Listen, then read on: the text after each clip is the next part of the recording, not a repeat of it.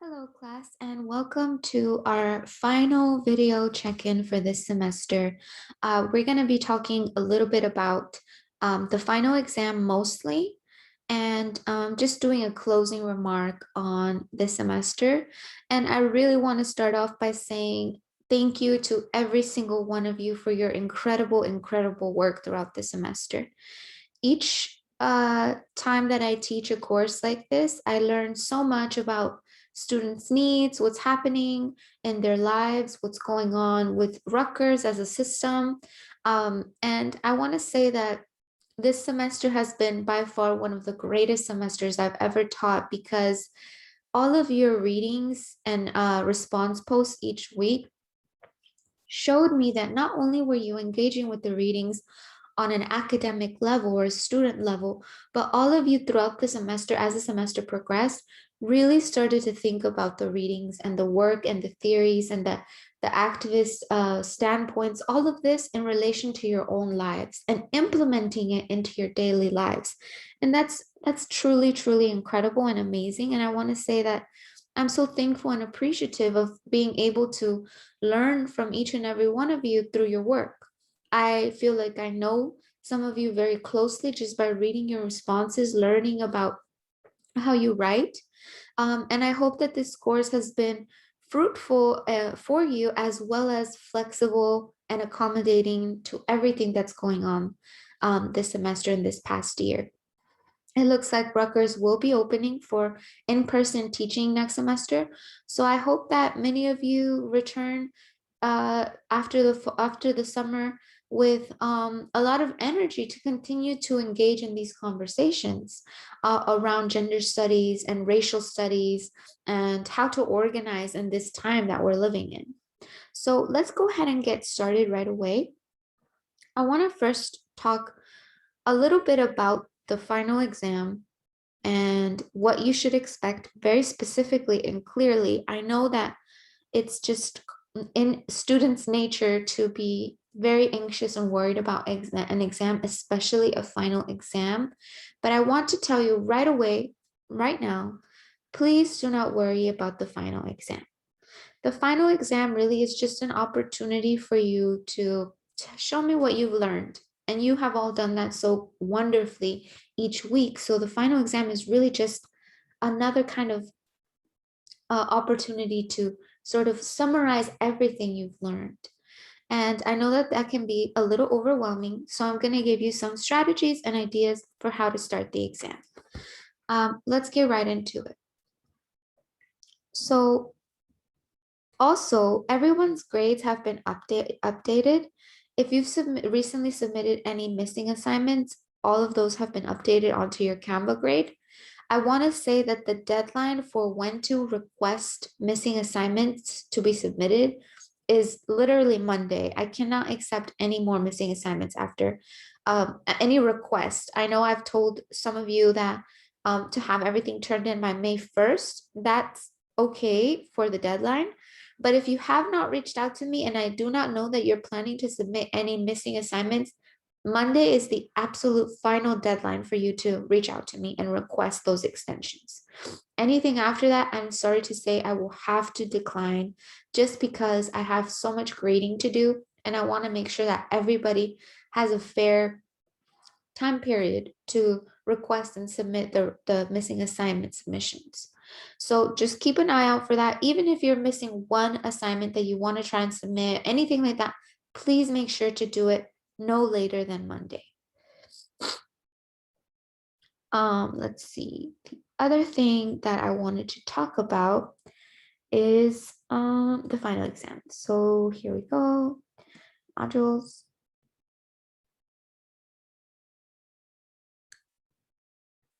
So we've had a lot of readings this semester, a lot of things that you engaged with. And I love putting everything on here on Canva because you really scroll through it all and say, wow, we did all of that work together.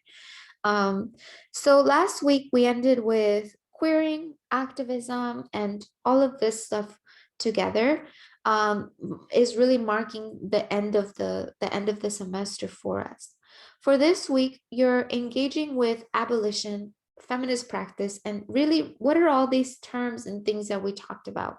I have here a video from Dylan Rodriguez, as well as a lecture that Angela Davis did at Keene State on the fallacy of the prison reform and why reform is not the actual solution.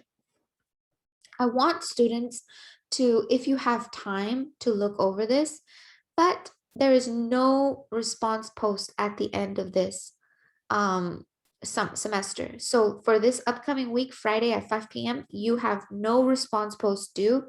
This is simply an extra credit opportunity. Some of you have reached out to me asking, how can I update my midterm exam grade? Can I submit any revisions so I can get more points added? Unfortunately, I do not allow students to do this, but I encourage you to submit an extra credit assignment that will add 2 points directly onto your midterm or your final exam. And throughout the whole semester, I've really given many different examples of what you can do. Book reports, extra credit events if you attended the conference. If you didn't attend the conference at the MoMA PS1 event, it is pre-recorded online on the MoMA website. So if you wanted to attend still and submit that extra credit assignment, you definitely can. And if you have any questions about the extra credit opportunities, please feel free to reach out to me. This one would be the final one, which is a final response post on these 2 videos. Usual protocol applies. So just like if you're submitting a response post, this is what you would submit. The only thing is that there's not going to be a submission link on Canva itself. You should email it to me no later than Friday at 5 p.m. And that's really the extension, the deadline for everything. Any missing work, anything that's happening, other than students who have given extra time to submit by May 1st, Friday, 5 p.m., that's when all grades are going into Canva. And usually the week of when finals are actually scheduled, you will have already finished the course. That's when I upload the grades. So anybody with questions about this, concerns, please feel free to email me as soon as possible. So that's the last thing for that. The other thing that I wanted to mention is your final exam. So the final exam will open on your syllabus. I had originally stated that it would open on April 27th, which is Tuesday, but I decided to just have it open all week. And instead of giving you 3 hours to submit your work, I've decided to extend it to 4. So this is plenty of time to write an essay. And I also encourage you to sort of have an outline before you go into the exam, so you already have something prepared. And that's what I'm about to show you right now. So just a brief overview, the exam is again composed of 1 essay question, and it's going to focus on materials primarily from week 8 to now. But you most definitely can integrate any of the materials and scholarships from the weeks before. The midterm is going to be available here on the online portal, and it will open exactly at, actually, it's going to open at 8 a.m. instead of 9 a.m. So I'm going to just update this real quick.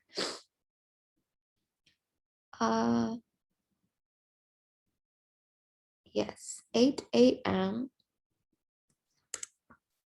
And it will actually close on April 30th, which is Friday at 5 p.m.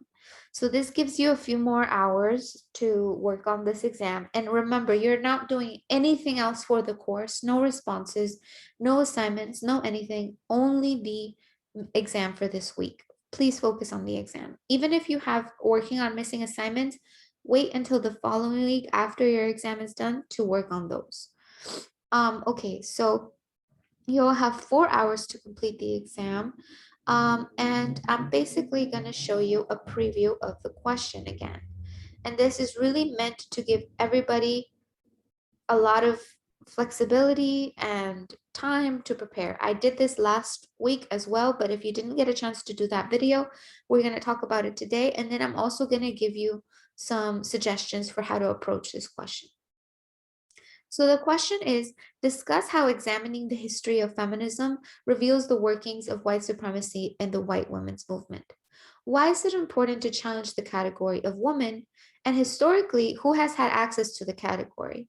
In addition, what communities have been denied access to gender altogether? So really, if you look at this question, the question after the white women's movement, so why is it important to challenge historically and what communities, those are all really the same question from above. I'm just giving you more specific examples for you to start to think through. This question is really getting at, why do we have to have a race analysis in the field of gender studies? Basic, plain and simple. Why is it important to think about race in gender? Why do we have an analysis that looks at the way that race plays into power, into oppression, into structural systems that determine gender categories and assign roles to people in society, such as teacher, doctor, caretaker? Why do we need a race analysis? And more specifically for this course, why have I emphasized race so much in relation to thinking about gender? So there you can talk again about the history of the white women's movement. You can talk about contemporary examples that Alok has discussed in their work about how gendering is intimately tied to a legacy of the legacy of enslavement and the project of racial categorizing. We can talk about Spiller's essay here. We can talk about Deborah Miranda's Extermination of the Hoyas essay.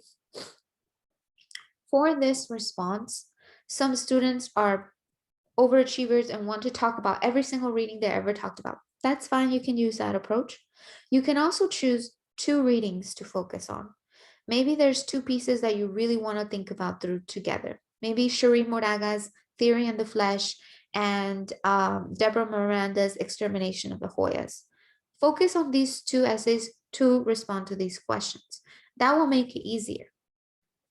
Part 2 is, why is it important to center feminist goals and projects in terms of abolition? How is the prison a racialized and gendered apparatus? Now, this part 2 is really for you to engage with these main concepts that we've talked about. Abolition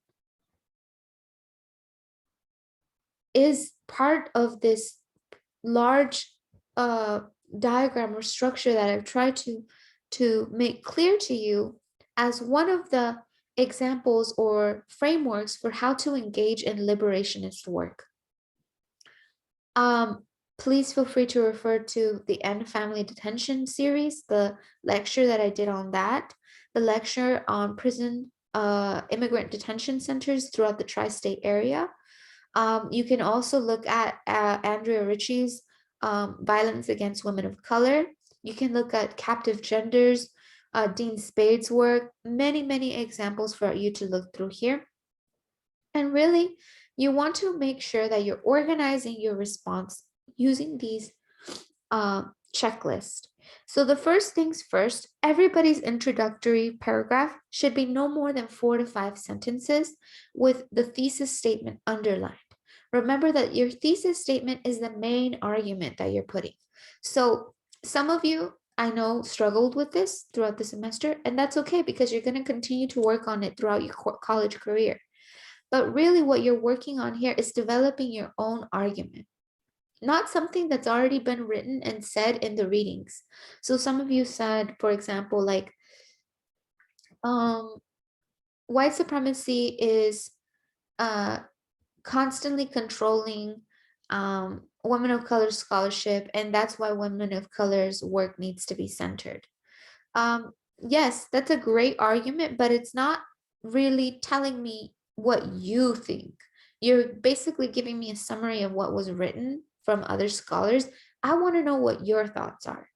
So for this thesis statement, an example can be, over the course of this semester, Andrea Ritchie's essay on violence against women of color and Sojourner Truth's Ain't I a Woman speech both speak to the way that white supremacist efforts have controlled and determined who gets to produce knowledge within the field of gender studies, etc., etc., etc.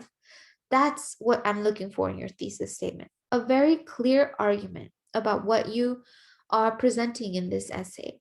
And it's really also a way for the author or the reader to know, oh, okay, this essay is going to be about Sojourner Truth's piece and Andrea Ritchie's piece, and how both of them are speaking to the history of feminism and um, why it's important to think about abolition.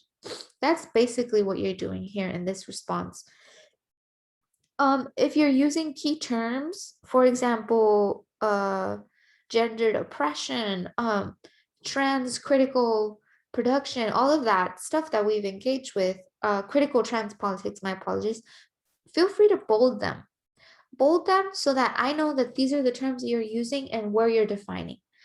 If sometimes students have a hard time of making things very clear and it gets kind of convoluted, use the tools on Word or whatever to underline, bold, all of that. I know that typically professors tell you not to do this, but for the purpose of this response, go ahead and do that because that helps me to focus on the points for the sections that you really think are important in your response.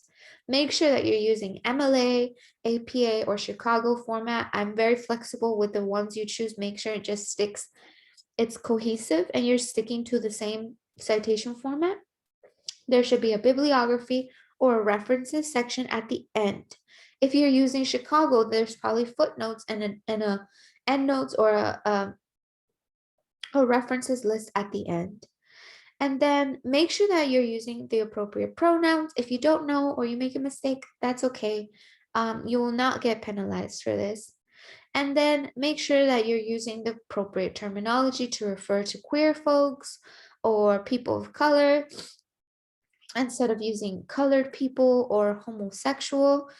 These are just examples, not to say that, not specifically point anyone out who has used these. It's okay if you have. These are just more politically correct ways to refer to these communities and use these terms.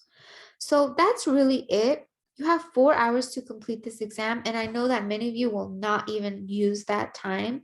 It's really for just flexibility and give you the time you need. Remember that this is an open book exam, so you can have your study guides open, your readings printed out and available, as well as an outline that you may have already developed for writing this essay.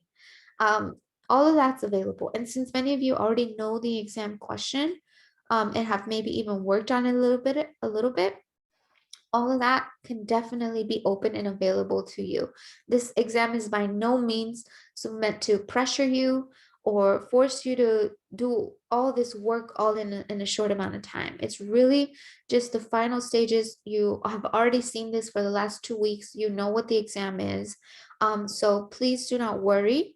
In terms of when you start the exam, make sure that once you start it, you cannot end and then go back to it. You have to submit the exam in time. So make sure if you start it and then you eat dinner or something, make sure that you know the time is still running. Okay, so that's all with the exam. Now, I really just wanted to say one last note, and that's that this semester, the final exam will close at 5 instead of the syllabus where I put it will close at 11:59. So please make sure that you're looking at this updated video and the updated announcements page and not going by the syllabus. So the exam is actually opening on Monday instead of Tuesday, and it's closing on Friday at 5 p.m. instead of 11:59. Very important, 5 p.m. please. And I wanted mention that many students ask me about what courses to take next semester, and there are specifically two professors that I really would want you to focus on. Amir Assis's work is constantly just really aligned with a lot of the work we've engaged with this semester. They also are specifically focusing in a lot of Islamic studies work, and I really encourage all of you who have expressed interest to take Amir Aziz's course. Alok Menon also is a great instructor and facilitates incredible workshops. Chad Gossett is another person that's coming to mind. I believe they may have some courses available at the end of this summer session. So summer, look out for courses by them. And if not, make sure to continue to follow these people even as they transition outside of Rutgers, because they will continue to do really incredible work. And for those of you who are interested in joining organizations or movements on your campus, one way to do this and to stay in touch is by making and building relationships with your professors. This is super important and is what I wish I would have done more when I was an undergrad. And I did do it a little bit, and it played such a big role in me going back to grad school and wanting to become a professor myself in the future. Instructors who care and are very involved on campus are super excited to share resources with students. So please make sure to always look into this. In the American Studies department, there's a professor by the name of Sylvia Chan Malik who teaches a social justice course that is incredible. There is a history professor in the history department called Marisa Fuentes, who does incredible work on the archive of slavery, and looks at all of these remnants within the archive and actually challenges the archive itself. We've talked a little bit about her work this semester. Brittany Cooper's an amazing feminist scholar who's based in our program, and if you haven't taken her course already, you definitely should. There's many other professors that I can think of, but if anybody's interested, please feel free to reach out to me directly with a little bit of information about what you're looking for, what courses you're interested. And I'll definitely be happy to share any resources. And thank you so much again for this semester. It has been a pleasure teaching y'all. I look forward to grading your final exams.